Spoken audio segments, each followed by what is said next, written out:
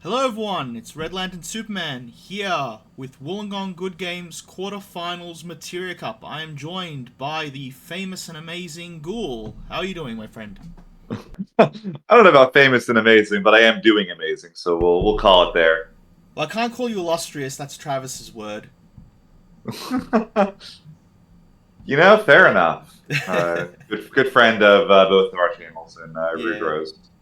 yeah, amazing So, guy, always helped me out and I appreciate you coming in to help us out as we are here at the quarterfinals. We have Akash versus Braden. looks like we've got Knights versus. I It looks saw like a Tyro and a. Mono Earth. I think so. Akash and Ethan were both playing the same deck, except one was Arc Chaos, one was Shinryu. I believe we are going to see the Arc Chaos build. Yep. Okay. Yeah, because Ethan was definitely on the non-Chaos Arc build. Definitely did Yes, not run into him in Swiss in the last and round or there's the anything. Chaos that we just saw. Yep. Yeah, I'm really big fan of Chaos Arc, especially in I think Mono Earth is I think the strongest variant of it personally. Although Earth Water obviously is the other really common place you'll see it.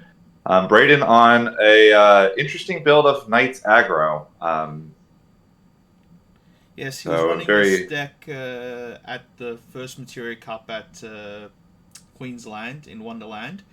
I think he has some new spice, which we might see during the game, which I won't say, even though deck lists are out. Um, but yeah, could be a deck list review somewhere, but we'll. yeah, I'm sure someone intelligent has done one by now. Uh, I don't know about that. Some idiot might have done it at some point. So it looks like we are sorting out cards here. So if you've never been to a large tournament in Top Cut, they will sort your deck, make sure that your deck list is what it says it is.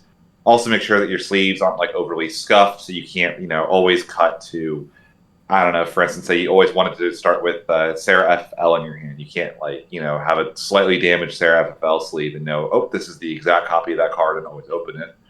That's why So we got most to give our people, decks a nice, good shuffle here. Make sure we know uh, that those decks are nice and randomized. yeah, most people change their sleeves before a major event just to avoid that kind of headache. Hmm. But yeah, so they've had a few minutes to review the deck. They both know what the other person is playing, and now they're relying on memory of the opponent's deck in order to try and predict what's coming. Yeah. This event didn't have a stream, but historically, the reason that Top Deck or Top Cut is open deck list is because if it happens on day one and then day two, there's a thing. Then there might have been a stream or something, so you could technically get information on your opponent's deck list if that was the case.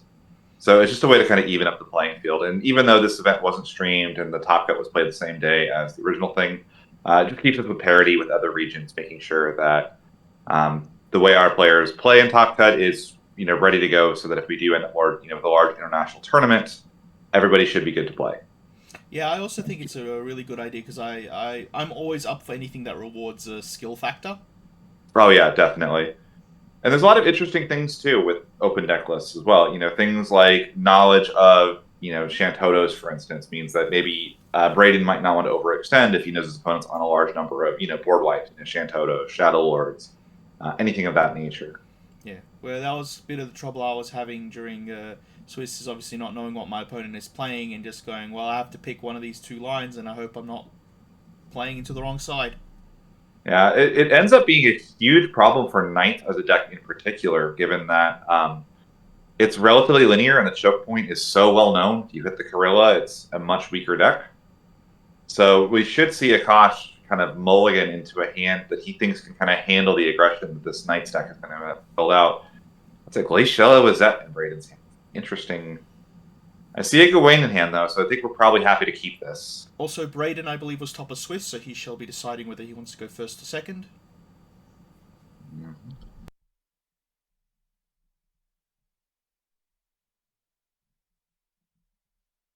That is interesting discard to discard a Ramza. We are going to get that Gawain into play. And it looks like that's a Steiner, I'm guessing, behind it. I see like the little fire Uh, pit, so I'm assuming that's what that yeah, is. I'm seeing the hybrid, so I'm guessing it's Stein. It's either Steiner or uh, not really. What's it called? Or just Oh, another I'm sorry. Gawain. Ramza. I'm seeing the hybrid symbol. I'm not seeing the colors. Right. Yes, it's got to be Steiner. So we're searching out. We're gonna get ourselves a Corilla and another Steiner. We're just not gonna focus on the. I'm We guessing have he has it in hand. He might have had two in hand. yeah, two. That would explain why we would discard the first one then. Yes. So So I'm I know guessing that he's he going really to likes suspend warping one. Ramza here. I saw this line from him a bunch where he'd go Gawain into Yeah. a warp Ramza. There it is. Sorry, I said suspend instead of warp. Too much magic. I just realized I said suspend. I do love the little Pokemon coins that Braden uses Yeah. as his little warp counters. Oh, the back attack Carbuncle. We're stealing. Actually, Acosta's going first. Did you know that? Was he? No, he back attacked Carbuncle, Oh, so he yeah, kind of yeah, got the yeah, steal yeah. going first. One of my favorite little cards, actually. Just like a vanilla backup with back attack ends up being a really interesting and powerful card as it turns out. I saw a Toto So, in Akasha's hand as well, so I think he's fairly comfortable here. right. Probably, I imagine, going to just go straight to combat and swing this Gawain in. No reason to really do anything else. I Open ourselves see a up to a bigger Melweb, so it EX might be first. worth playing the Melweb, depending on what he has to discard for it. There's the Garnet. So now we have a couple options here. I feel like Akash is kind of threatening a Mist Dragon if we have one, so I would be a little scared that this Rams is going to struggle to come in, but It looks like Glaciella and Garland is coming out for the Melweb. interesting. Okay, so Marrowweb, search for any water forward. I wonder what we're going to get here. Something like a... I'm going to go for a Beatrix here? What's the line?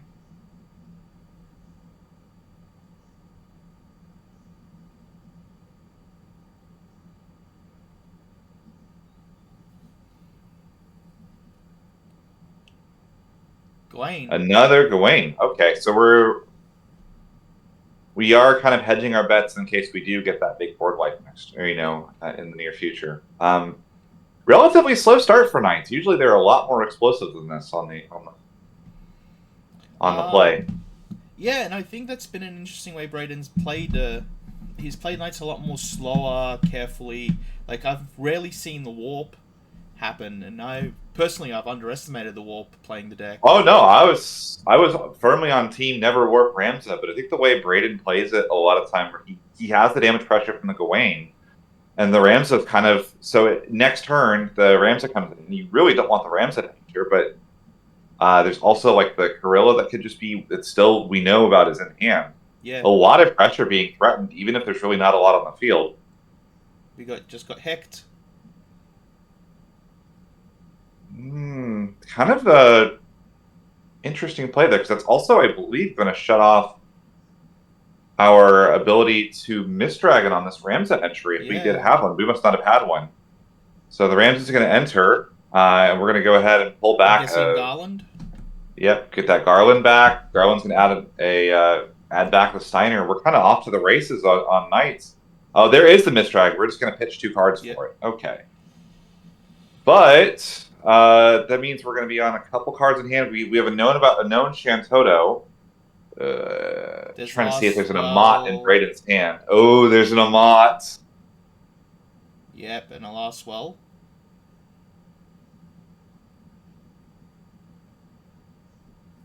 Yeah, a lot of different lines we could take here. We're going to swing. We're going to get them Ingus first Beast. on the Ingus. What would you grab here? Something like a Shadow Lord could be pretty solid. Just as a nice little threatening. Well, he's got the Toto, so maybe grab something to discard to it. That could be as well, yeah. Gilgamesh probably never going to get to 5 backups in this matchup, so that's an understandable one.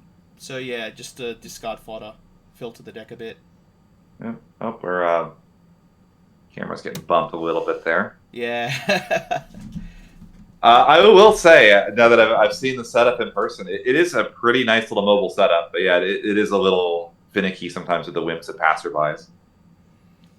So, but good friend RLS here has a really, really cool little setup to put the camera overhead. No janky little tripods like I usually will have to do. That is the last well. That's also going to force the discard because we did attack with a knight this turn. There goes Chaos. That's a Interesting. We had the Arc in hand there too. I don't know about that one. I always find that like one of the best things you can do into an aggro deck is just get the first chaos into play. You know, you And it remove was a body from their side, add one to yours, and it was a and you threaten forecast the chaos as Arc. well, if I'm not mistaken. Yeah, because the ice now there, it's going to be a 6 cost reduction. Yeah, it's just cost 5. So ditch 3, play that, Arc the Ramza. Yeah.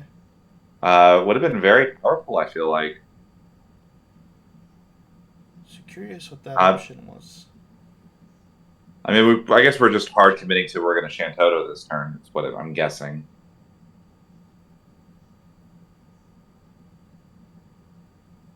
Really thinking, does he have the Shantoto or not? I mean, or the Amont. The I mean, I think you probably have to go for it if you're a Kashir, though, right? Eat 3 damage. No, we're just gonna pass. We're gonna let that Laswell get even more triggers and more freezes, more discards. No, no, he had enough in hand. Oh, Arc. He has Arc in hand. He can't Shantotto. Oh no! Because Maybe he he has couldn't 5 even exactly. cast the chaos because he bricked up, and the Laswell Bull Freeze on the Carbuncle really making a difference Oh, that here. might be helpful at least. Yeah, that'll feed into the discard off of the Laswell at least, or I guess I suppose probably the Arc will at this point. What are we looking for here? And annoyingly, Shadow Lord is actually kind of a net negative for us now. We're getting really close to lethal range. Shadow Lord with the self damage on 3 breaks. We really can't afford to use that for much longer either. Yeah. Just getting a brand. Gabran. Not sure I like that. You're pulling an EX out of the deck. And there's just not a ton of forwards, I guess, what the other thing could be. Wouldn't have mind seeing like a Leo if we had another one. Losing a Miner, and I'm probably not too beat up over that. And a Warrior of Light, probably okay with that one as Yeah, well. I was going to say, like, at this point, I don't think losing that is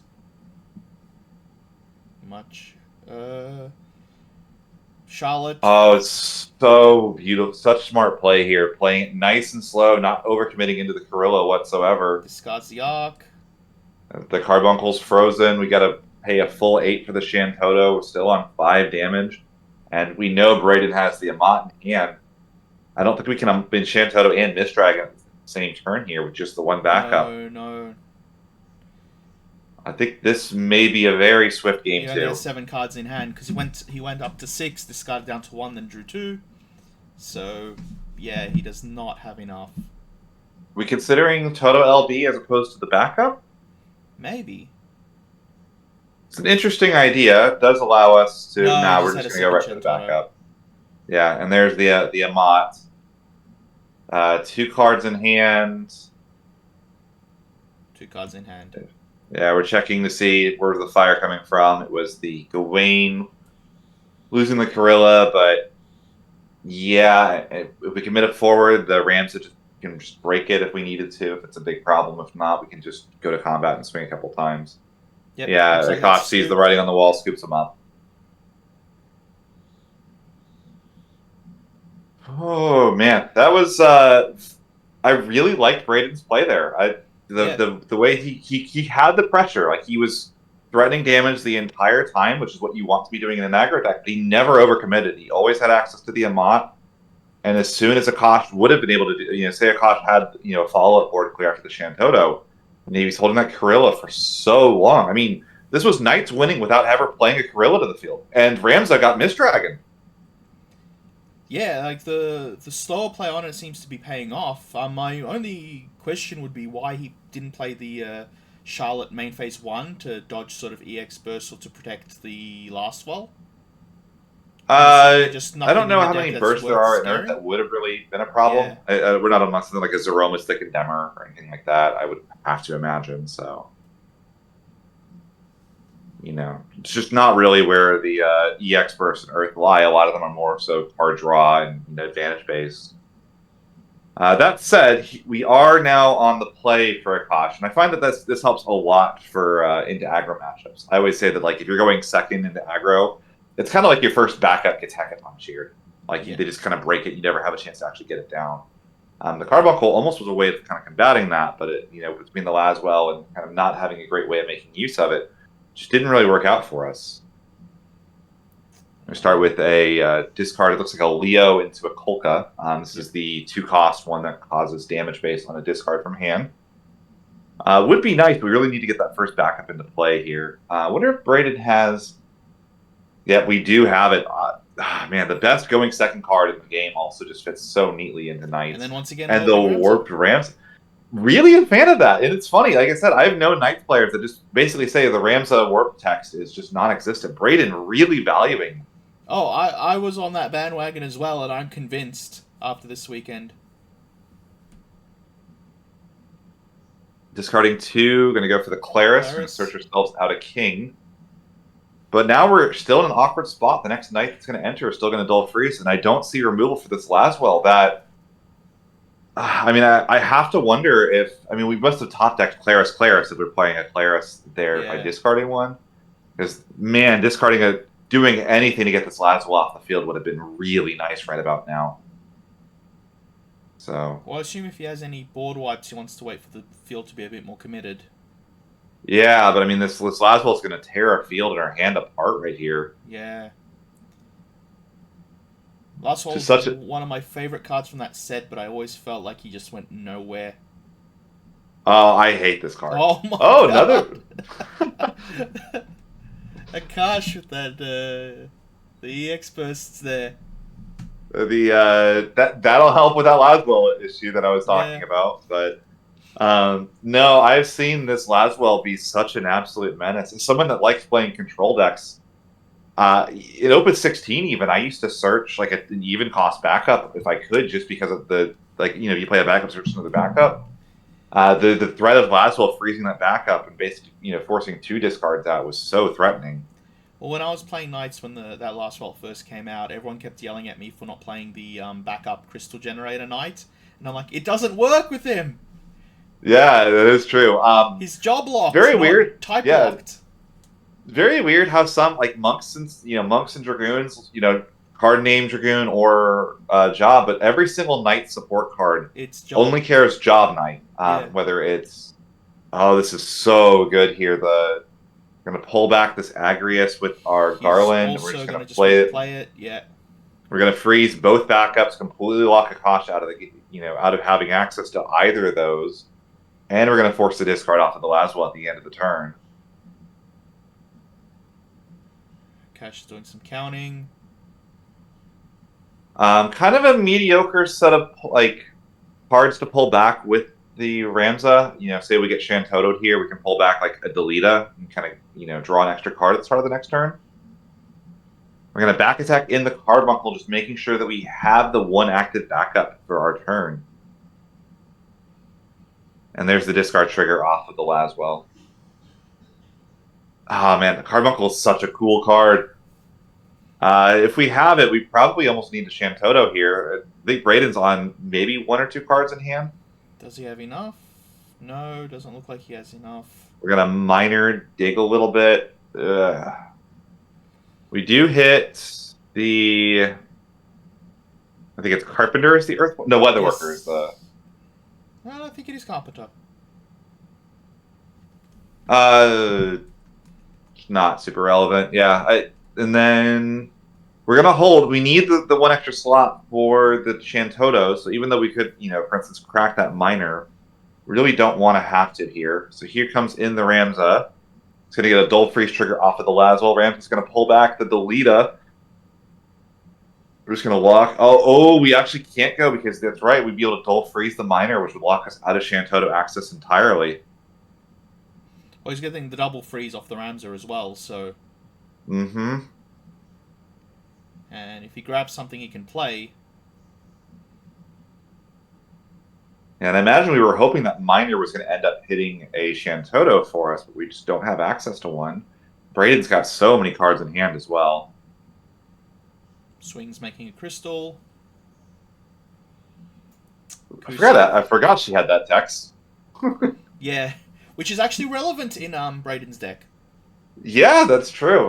He runs the Shantoto, the ice one. The Shantoto, and also he's got the copy of Glaciella in there. Glaciella combined with the Lilith allows you to do the 7k ping for just the crystal cost. Kusith, we're going to pull back an Une. Again, kind of helping with that Laswell.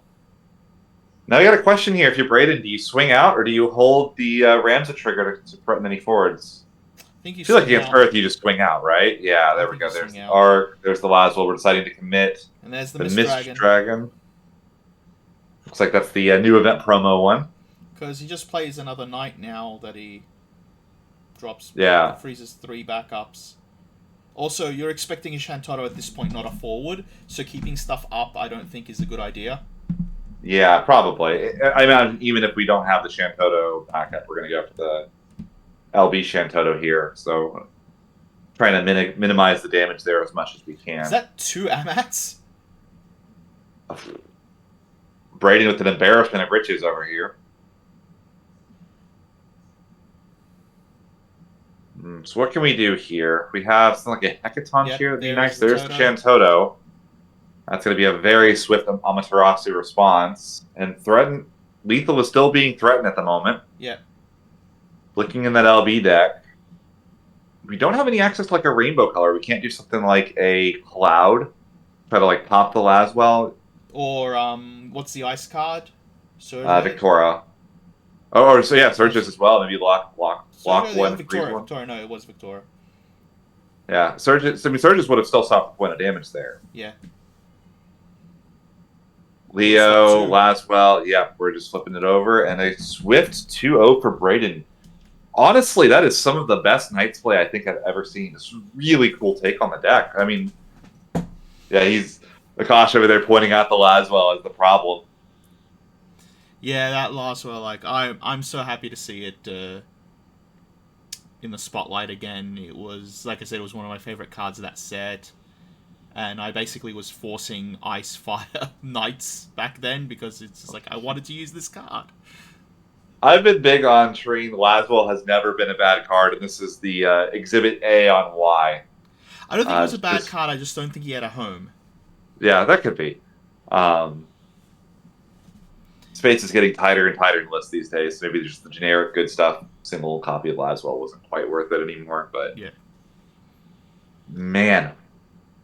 Well, I remember when they printed out the new mage in ice, like not last set, the set before, and I'm like, this is just a knight without being a knight. Yeah, the red mage. Yeah, the standard unit. Yep. Anyways, that's the quarterfinals with Braden moving up. We'll see you guys on the next one. Take care.